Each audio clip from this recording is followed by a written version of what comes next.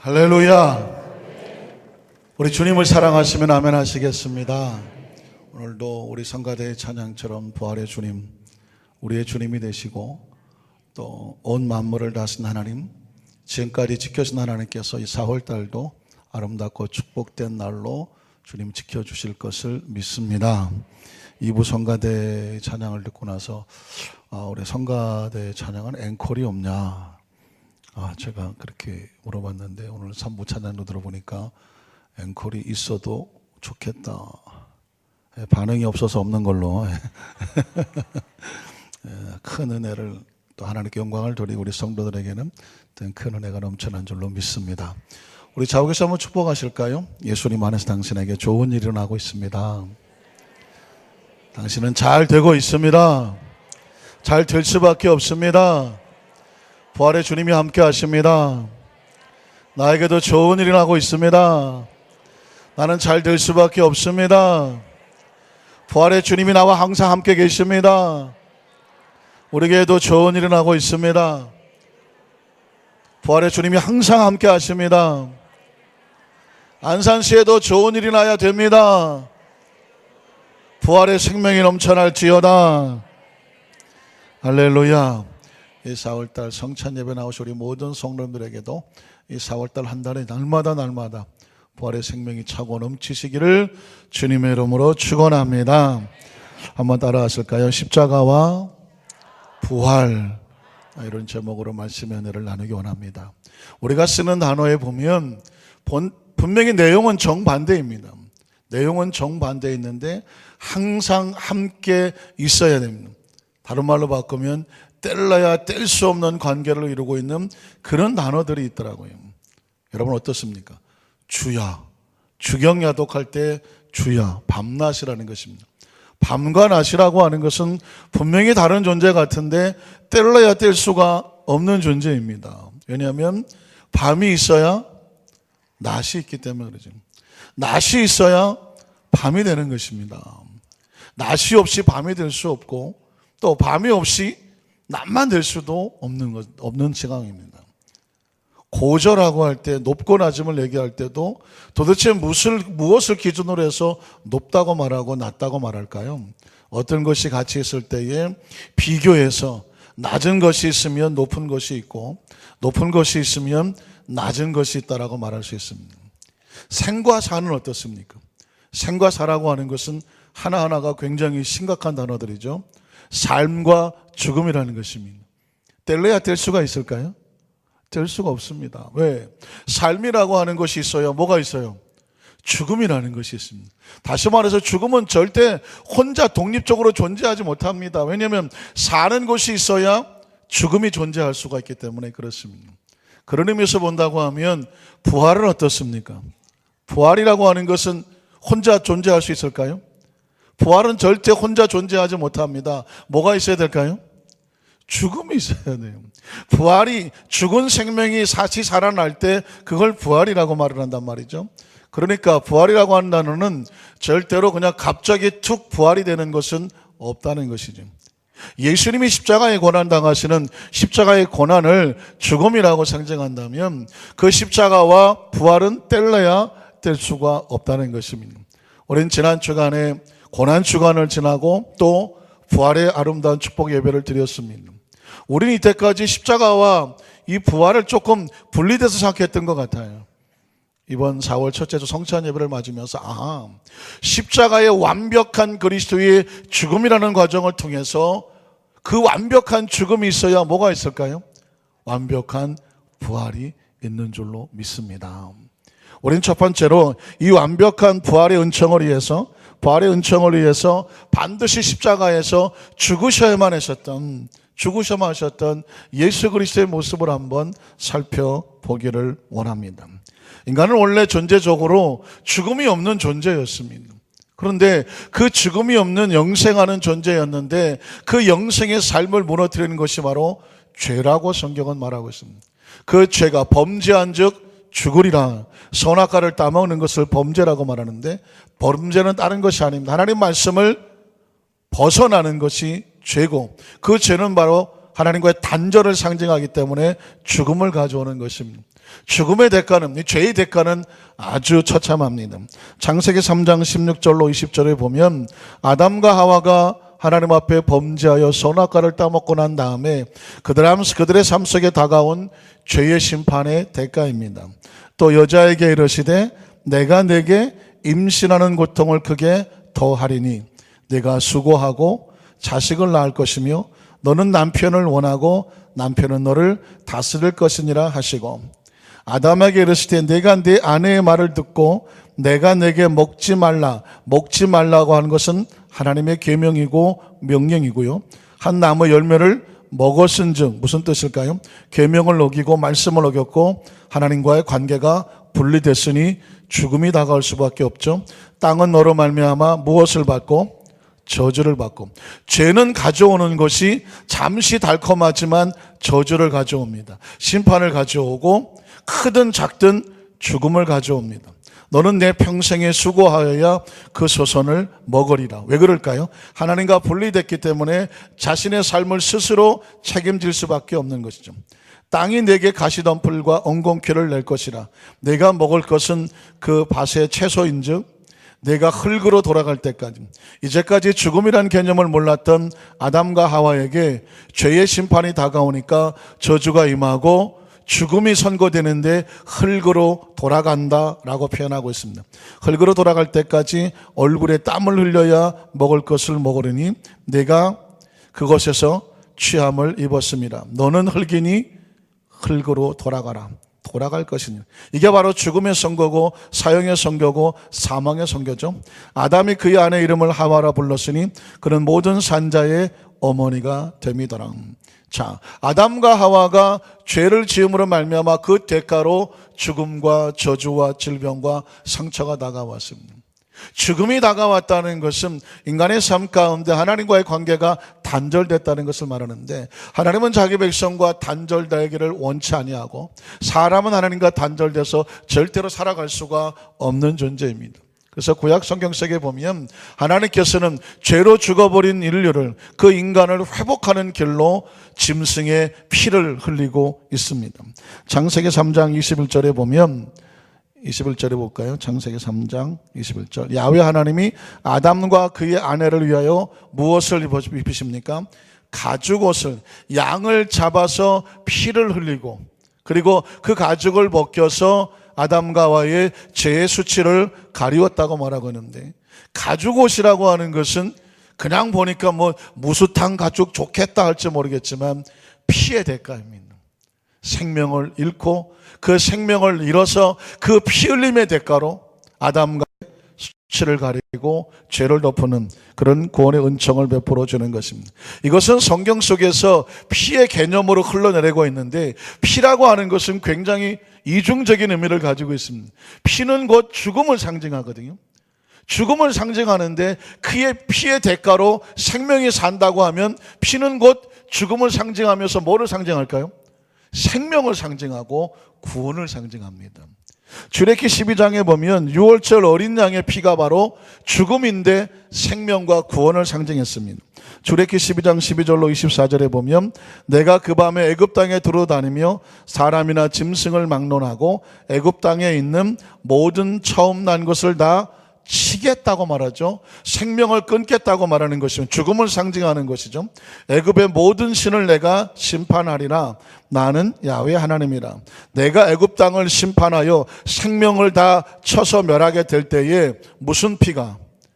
그 피라고 말하는 그 피는 바로 어린 양을 잡아서 그 피를 바른 그 집을 말할 때에 그 피가 분명히 죽음을 상징하는데 그 어린 양의 피를 바른 곳은 너희가 사는 집에 있어서 너희를 위하여 살리는 뭐가 될까요? 표적이 될 거라고 말씀하고 있습니다. 내가 피를 볼 때에 너희를 넘어갈 것이니 재앙이 너희에게 내려 멸하지 아니할 것이다. 성경 속에서 흐르고 있는 이 피는 분명히 죽음이에요. 피 흘리면 죽는 거거든요. 그런데 그 피를 바름으로 피의 대가로 말미암아 생명이 사는 구원을 상징하는 이중적인 의미를 가지고 있음을 보게 됩니다. 구약시대의 사람들은 바로 이 짐승의 피를 의지하면서 그 피로 제사함을 받고 살았습니다.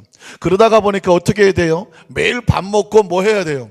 짐승을 잡아서 그 피를 흘려서 자신의 죄를 씻고 구원을 받아야 되는 그 의식 속에 살아야 됐다는 것입니다.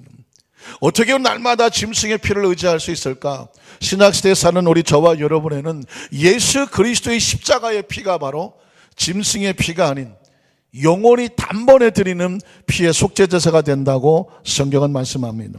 요한복음 1장 29절로 34절에 보면 요한이 예수님을 뭐라고 설명한지 한번 보십시오. 이튿날 요한이 예수께서 자기에게 나오심을 보고 이르되 보라 세상 죄를 지고 가는 하나님의 어린 양이로다 그랬습니다. 기억하십시오.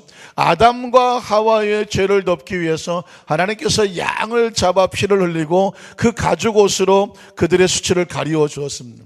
이스라엘 백성이 애굽에서 나올 때에 애굽의 온 백성의 초태성들이 심판을 받을 때에 어린 양의 피를 받은 그 피를 바른 그 집마다 사망의 세력이 넘어가며 구원을 받았습니다. 그 피의 상정으로 이 시대 속에서도 하나님의 백성들에게는 예수님의 보혈을 발라서 그 피를 바른 곳에 구원의 역사가 나타나는 것을 오늘 성경 속에 보여주는데, 그래서 예수님을 뭐라고 부른다? 세상 죄를 지고 가는 하나님의 어린 양이다. 그러면 짐승의 피와 예수님의 피는 어떤 차이가 있느냐? 히브리서 10장에 보면 1절로 10절의 내용인데요, 이 내용은 좀 잘 읽어보셔야 돼요. 왜냐하면 히브리서 성경은 구약시대에 있는 것과 신약시대에 있는 것을 잘 풀어서 우리에게 가르쳐주고 있는 좋은 성경의 내용입니다. 특별히 10장에 보면 그 짐승의 피와 예수님의 피가 어떻게 다른지를 보여주고 있습니다. 내용을 한번 자세히 살펴볼까요? 율법이라고 하는 것은 구약 성경을 상징합니다. 율법은 장차 올 좋은 일의 그림자일 뿐이다. 구약은 이미 이루어진 약속이기 때문에, 신약으로 말미암아 이루어진 약속이기 때문에 구약 성경은 그림자고 참 형상이 아니다라는 것입니다. 다시 말해서 짐승의 제사는 나중에 드려질 예수님의 십자가를 상징하기 때문에 짐승의 제사는 해마다 늘 드리는 같은 제사로는 나오는 자들을 언제나 온전하게 할 수 없다. 짐승의 피는 일회용이에요. 단 한 번의 짐승의 피로 그 사람의 죄 하나를 용서할 뿐이기 때문에 언제나 온전하게 용서할 수는 없다는 거죠.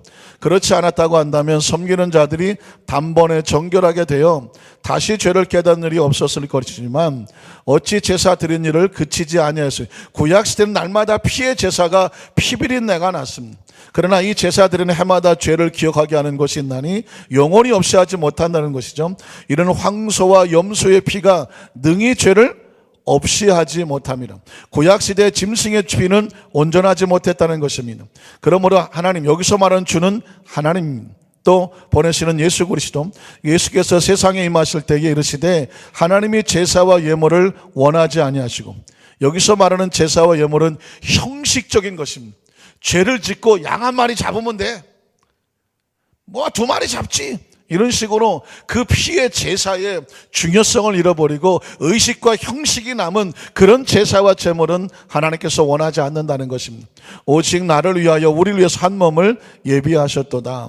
번제와 속죄자, 그 제사는 중요한 것이지만 의미와 감사와 은혜가 없다면 기뻐하지 아니하시나니 이에 내가 말하기를 하나님이여 보시옵소서. 두루마리책. 두루마리책도 역시 구약 성경을 말합니다. 예전의 성경은 두루마리의 말이 있었죠. 구약 성경에서 나를 가리켜 예언되어 기록, 예수님을 예언하는 것입니다. 그 다음 절에 하나님의 뜻을 행하러 왔나이다 하셨느니라. 예수님은 하나님의 뜻을 행하러 와셨죠. 위에 말씀하시기를, 위는 바로 또다시 구약 성경이죠. 주께서는, 하나님께서는 제사와 예물과 번제와 속죄제는 원하지도 아니하시고 기뻐하지도 아니하신다 하셨고, 이는 다 율법을 따라 형식적으로 드리는 것이다. 그 후에 말씀하시기를 보시옵소서. 내가 하나님의 뜻을 행하러 왔나이다 하셨으니 10절이 요절입니다. 그 첫째 것, 구약 성경 속에 율법의 제사, 피의 제사를 폐하신 것은 둘째 것, 새로운 신약의 제사를 세우려 하심이라. 그 뜻을 따라서 누구의 몸을?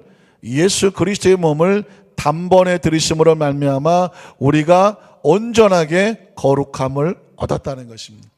짐승의 피는 일회용이지만 예수 그리스도의 보혈은 단번에 영원한 제사를 드림으로 말미암아 예수 그리스도 이름으로 용서를 받은 사람은 다시 짐승의 피를 드려야 될 이유가 없다.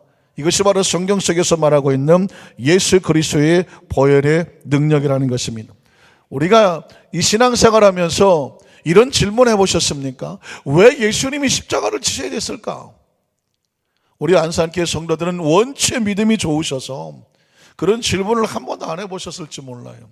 그런데 저는 이 초신자의 입장이나 아니면 믿지 않는 불신자의 입장에서 목사님, 왜 예수님은 십자가를 지셔야 되셨나요? 라고 질문을 한다면 뭐라고 설명할 수 있겠습니까?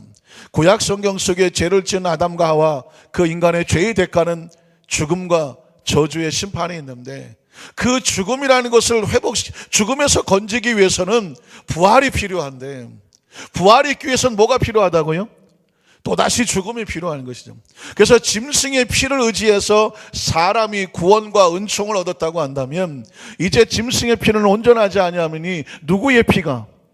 예수 그리스도 하나님의 아들 예수 그리스도의 피가 단번에 영원한 그 제사를 드림으로 말미암아 누구든지 예수를 믿는 자마다 멸망치 아니하고 다시 짐승의 피를 의지하지 아니하고 과거의 죄와 현재의 죄와 미래의 죄를 용서받는 영원한 하나님의 자녀가 되는 축복을 얻은 줄로 믿습니다.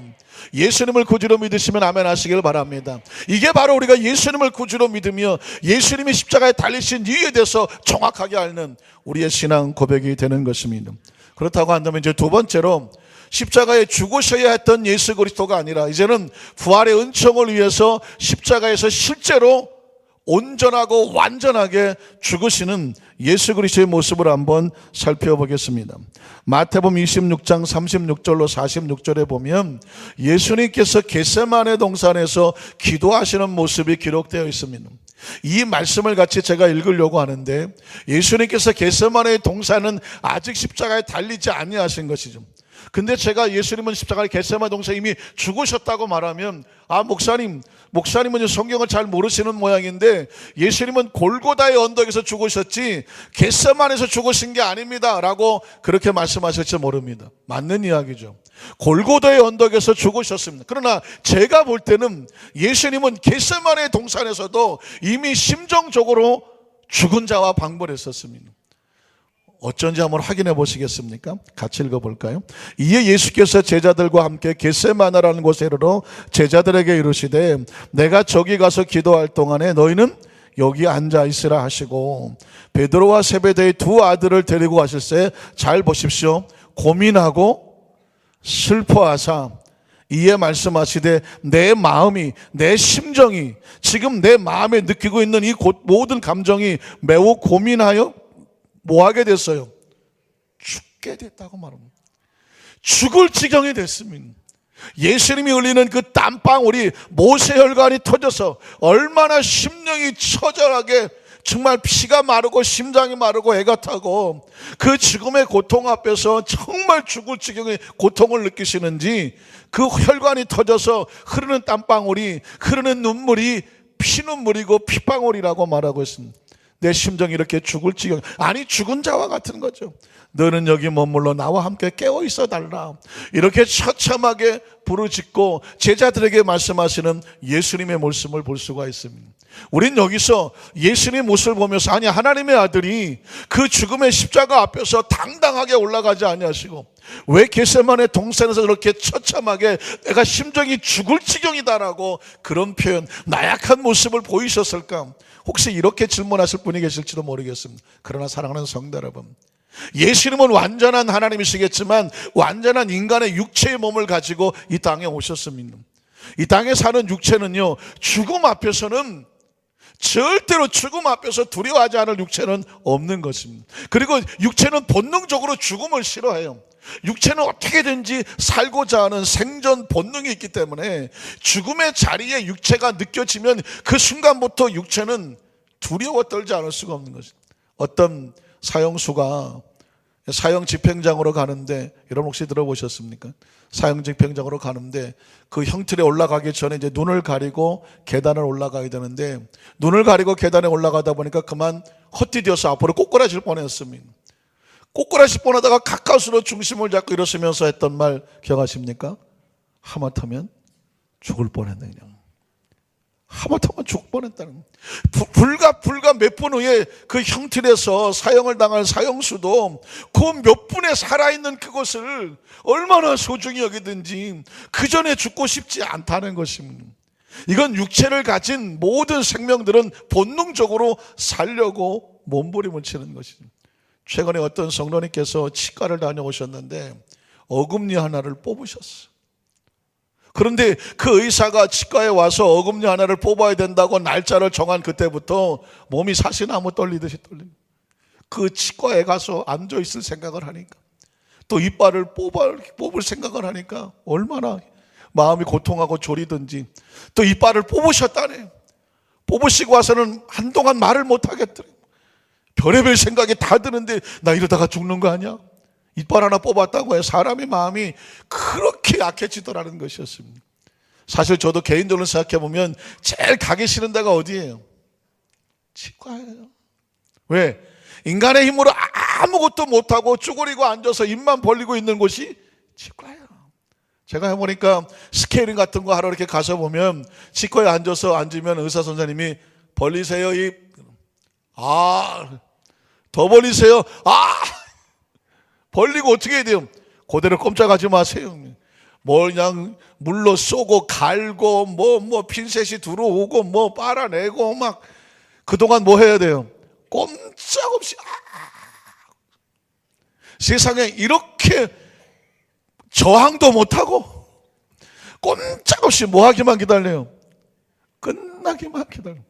세상에 제일 사람이 무기력해지는 순간이 뭐냐면 치과 의자 앉아서 입 벌리고 앉아서 그냥 끝나기만 기다리는 그 순간. 그때가 참, 이건 뭐 울어도 안 되고 힘써도 안 되고.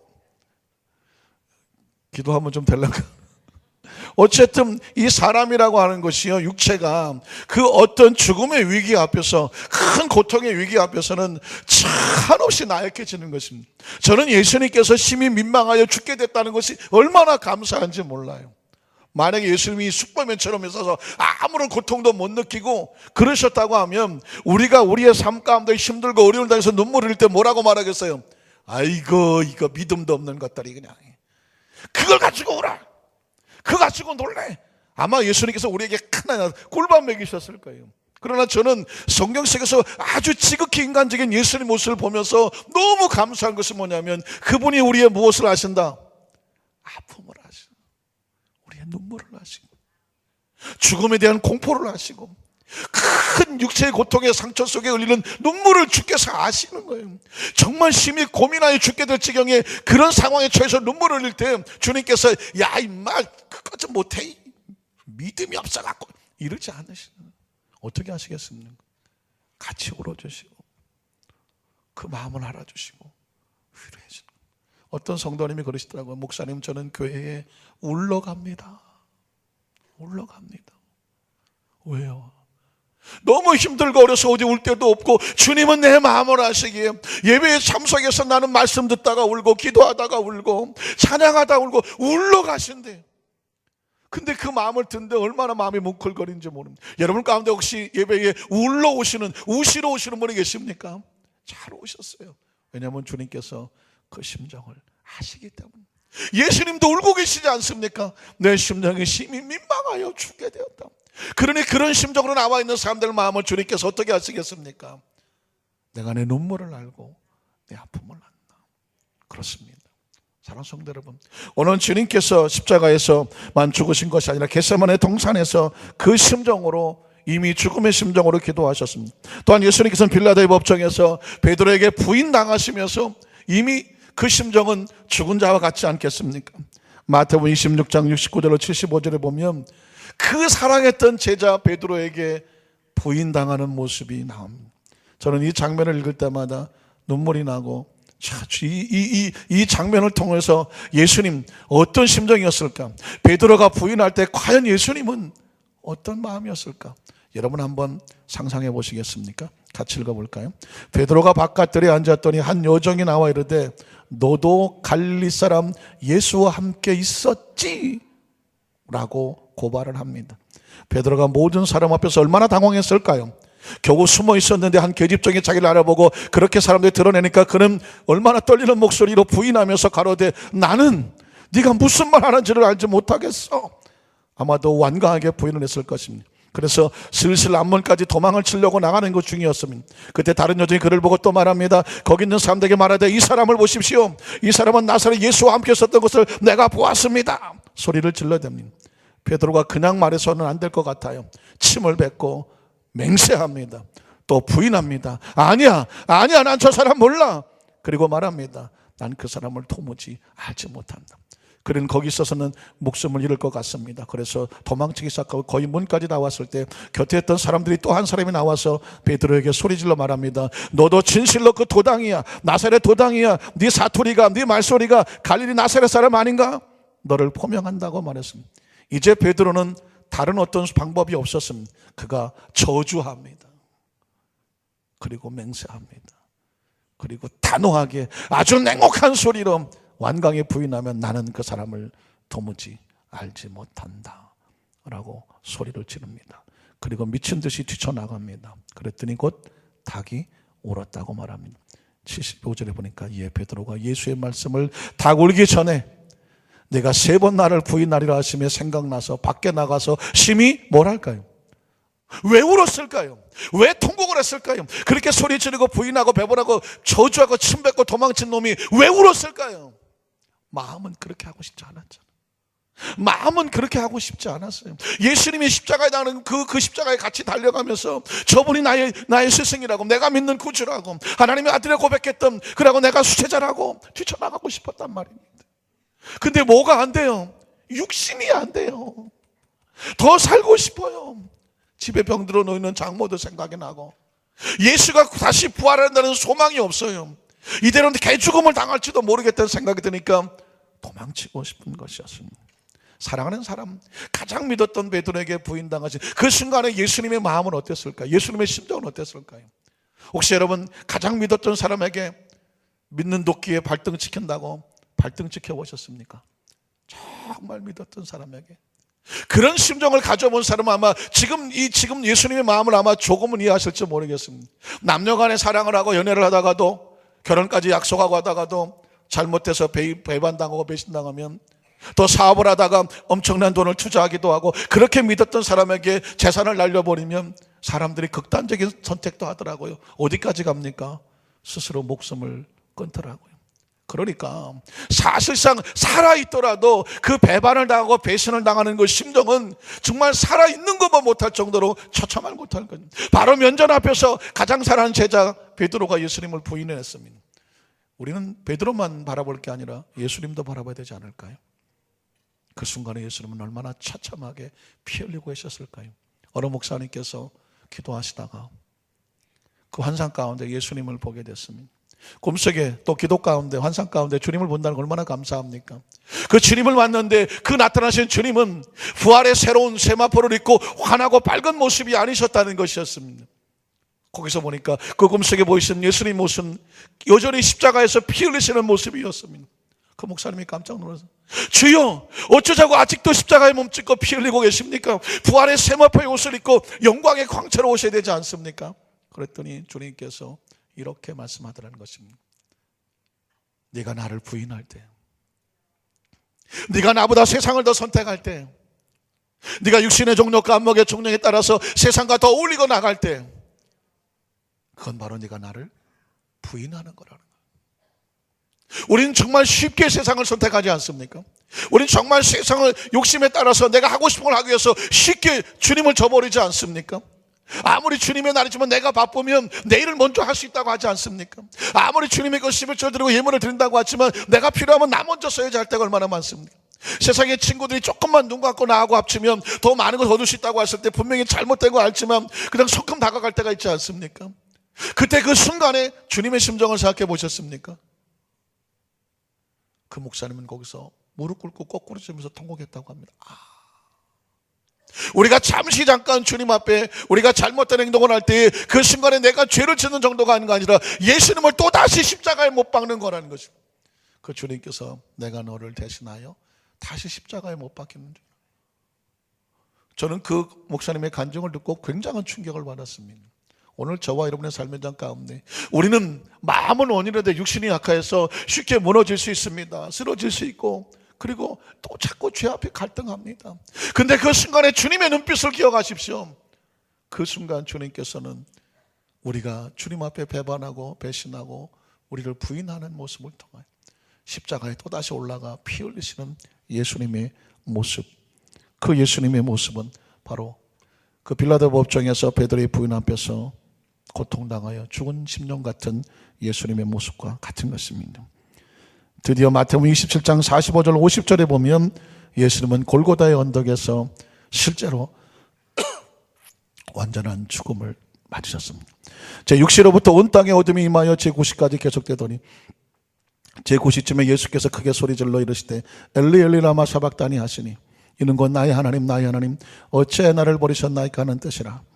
거기서 어떤 자 중 어떤 이들이 듣고 이르되 이 사람이 엘리야를 부른다 하고 그 중에 한 사람이 곧 달려가서 해면을 가져다가 신 포도주 적시어 갈대에 깨워 마시게 하고는 그 남은 사람들이 이르되 가만두라 엘리야가 와서 그를 구원하나 보자 하더라. 예수께서 다시 크게 소리 지르시고 영원히 떠나시니라. 한번 따라 하실까요? 영원히 떠나시니라. 저는 이 구절을 보고 충격적인 마음의 감동을 받았습니다. 예수 그리스도께서 영원히 떠나시는 장면에 여러분 얼마나 깊은 관심이 있었습니까?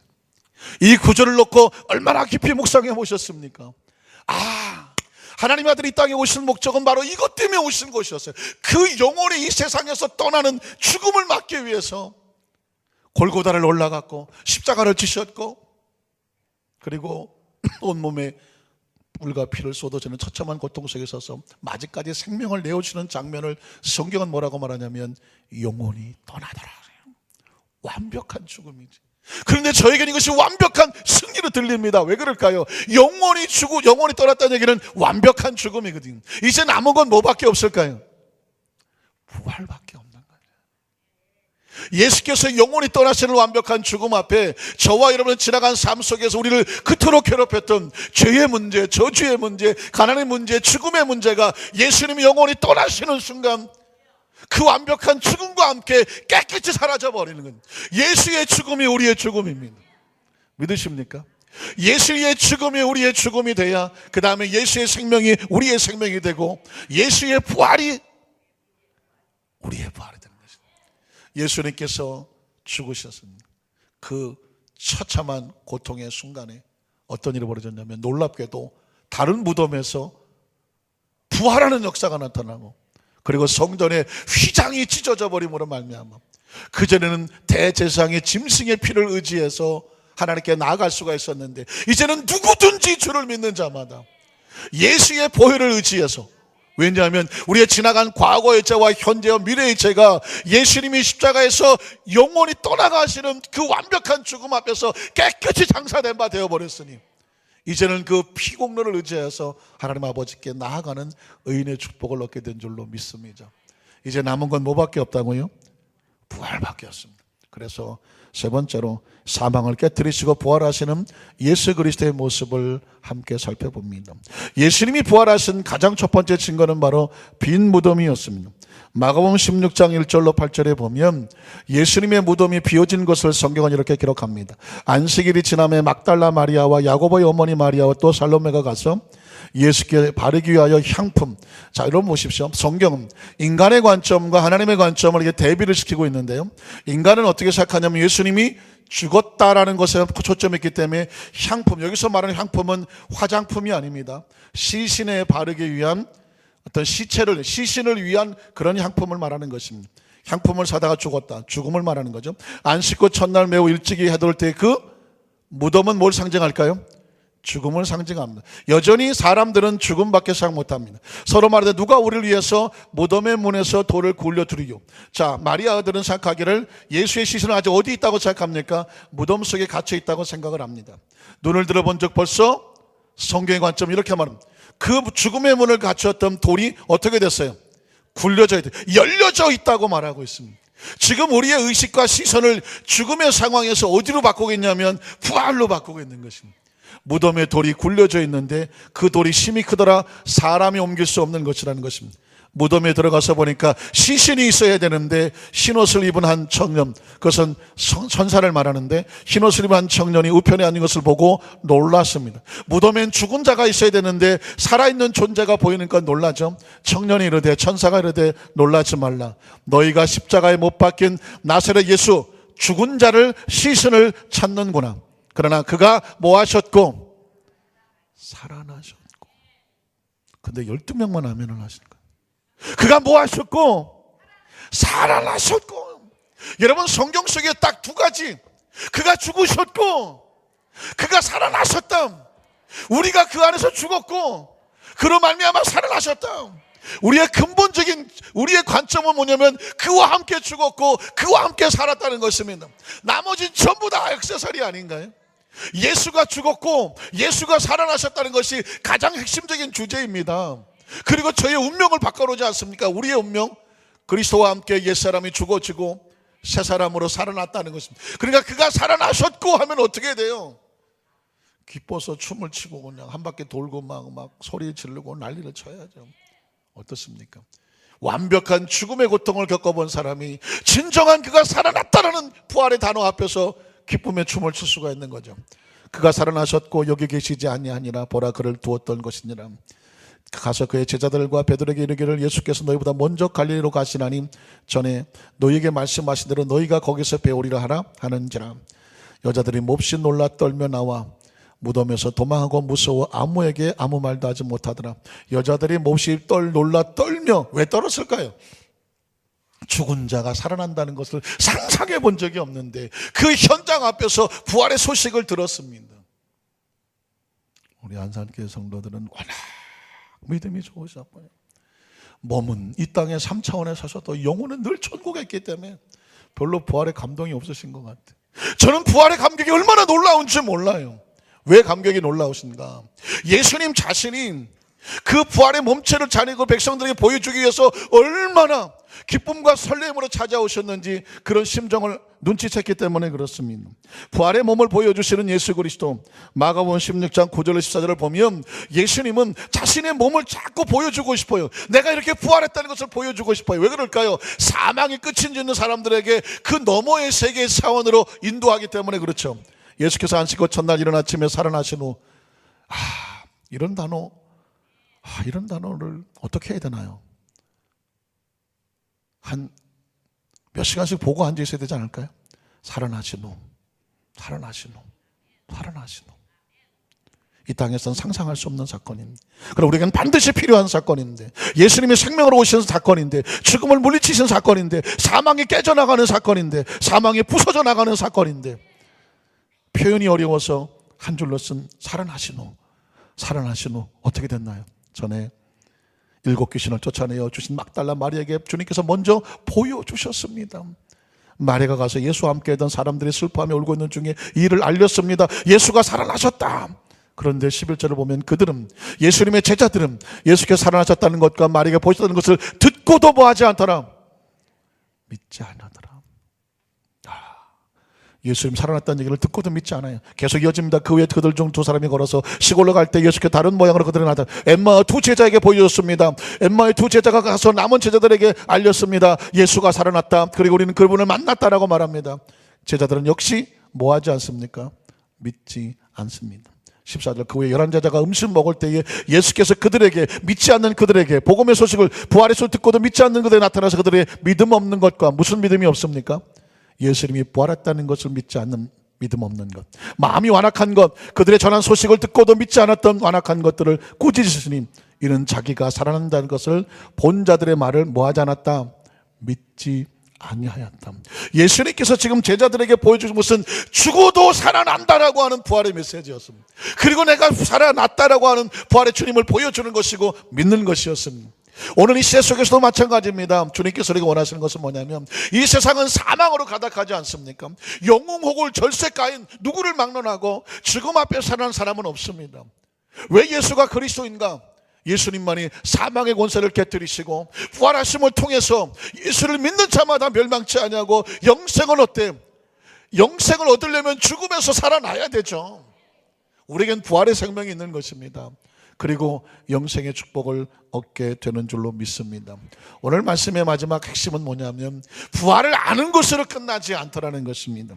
마가복음 16장 15절 20절에 보면 여러분 익숙한 장면이죠.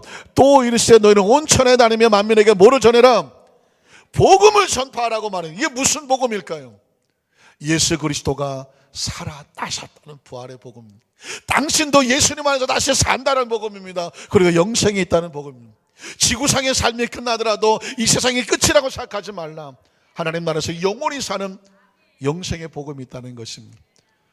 자, 그랬더니 어떻게 됩니까? 복음을 믿고, 이 부활의 복음을 믿고 침례를 받는 사람은 구원을 얻을 것이고, 믿지 않는 사람은 정죄. 부활을 믿지 않으면 이 세상을 다라고 생각하니까 스스로 정죄받는 것 같고요. 믿는 자들에게, 무엇을 믿는 자에게? 죽은 자가 살아나는 부활을 믿는 자들에게 이런 표적이 따를 것이니 곧 그들이 내 이름으로 귀신을 쫓아내며, 영생을 믿는 4차원의 믿음을 가지면 그 예수 이름을 통해서 귀신을 쫓아낼 수 있는 것이며, 새로운 방언이, 새로운 잔의 말이 열려지게 되는 것이고, 뱀을 집어올리며 무슨 동을 말지라도 세상의 유혹과 그 모든 장애물을 뛰어넘을 수가 있는 것이며, 병든 사람에게 손오는 즉 나으리라. 부활의 생명을 믿는 사람에게 병은 아무것도 아니죠. 병이라고 하는 것은 죽음의 부스러기에 불과합니다. 그러니 죽은 자가 살아난다면 병든 자가 낫는 것은 뭐 하는 것이다? 당근이다. 당연히 나야 됩니다. 그러니까 여러분, 병을 고칠 때는 어떤 믿음이 있으면 당연히 낫는다. 믿으십니까? 여러분의 손을 얹을 때도 마찬가지입니다. 내 병은 당연히 낫는다. 그 믿음이 예수님과 부딪힐 때에 치료의 역사가 나타나는 줄로 믿습니다. 예수께서 말씀을 마치신 후에 하늘로 올라가시사 하나님 우편에 앉으시니라. 제자들이 나가 두루 전파하실 때 주께서 함께 역사하사, 잘 보십시오. 부활의 복음을 전파하며 나가서 증거하고 말을 전해주기만 해도 주께서, 부활의 주님이 함께 하셔서 역사하심으로 그 따르는 뭐가 나타날까요? 표적이 나타납니다. 말씀으로 확실히 증언하시더라.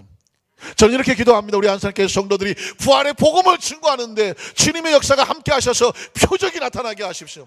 우리 성도들이 기도하면 귀신이 떨어져 나가고, 우리 성도들이 기도하면 질병이 떨어져 나가고, 성도들이 기도하면 하나님 놀라운 역사가 나타나게 하여 주시옵소서. 그 주님께서 우리에게 이제는 부활을 전하기 위해서 능력을 받으라고 말합니다. 누가복음 24장 44절로 48절에 보면 부활의 복음을 증거하려면 능력이 필요해요. 또 이르시되 내가 너희와 함께 있을 때 너희에게 말한 바 곧 모세 율법과 선지자의 글과 시편, 구약 성경이죠, 나를 가리켜 기록된 모든 예언된 모든 것이 이루어져야 하리란 말이 이것이다. 예수님이 이루셨죠. 이에 그들의 마음을 열어 성경을 깨닫게 하시고, 또 이르시되 이같이 그리스도가 고난을 받고 제3일에 죽은 자 가운데 살아날 것과 또 그의 이름으로 죄사함을 받게 하는 구원의 회개가 예루살렘에서 시작하여 모든 족속에게 전파될 것이 기록되었으니 너희는 이 모든 일의 증인이라. 예수님을 구주로 믿으시면 아멘 하시기 바랍니다. 예수를 믿는 크리스찬은 뭐냐? 부활의 증인들입니다. 부활의 증인이죠. 자, 그 다음 절을 볼까요? 49절 53절에 보면 그래서 어떻게 하라고요? 부활의 증인이가 어떻게 하라고요? 볼지어다 내가 내 아버지께서 약속하신 것을 부활의 증인인 너희에게 보내리니 부활의 증인된 너희는 위로부터 능력을 입혀질 때까지 이 상에 머물라 하시니라. 예수께서 그들을 데리고, 부활의 증인들을 데리고 베다니 앞까지 나가서 손을 들어 그들에게 축복하시더니, 축복하시되 그들을 떠나 하늘로 올라가시시니 그들이 그에게 경배하고 큰 기쁨으로 예루살렘에 돌아가서 늘 성전에서 하나님을 뭐하더라? 찬송. 부활의 증인이 됐으니까 부활의 능력을 기대하며 찬송하게 되는 것입니다. 말씀을 정리하게 합니다. 십자가와 부활은 뗄래야 뗄 수가 없습니다. 그러니까 십자가가 있으면 부활이 있습니다. 믿으십니까? 부활은 십자가를 통해서 이루어지는 것입니다. 그 십자가는 사망의 권세를 상징하지만 부활은 사망의 권세를 깨뜨린 것을 상징합니다. 우리가 믿는 예수님은 십자가를 지셨지만 부활하신 예수님이십니다. 오늘 저와 여러분의 삶 현장 가운데 십자가 같은 고통과 아픔이 있다면 그 십자가 위에 올려놓으십시오. 예수님은 십자가 안에서 이 모든 것을 해결해 주시고 부활의 생명을 주시는 것입니다. 예수를 믿음으로 말미암아 십자가의 은총과 부활의 생명이 오늘 저와 여러분의 매일매일 삶 현장 가운데 충만하시기를 주님의 이름으로 축원합니다.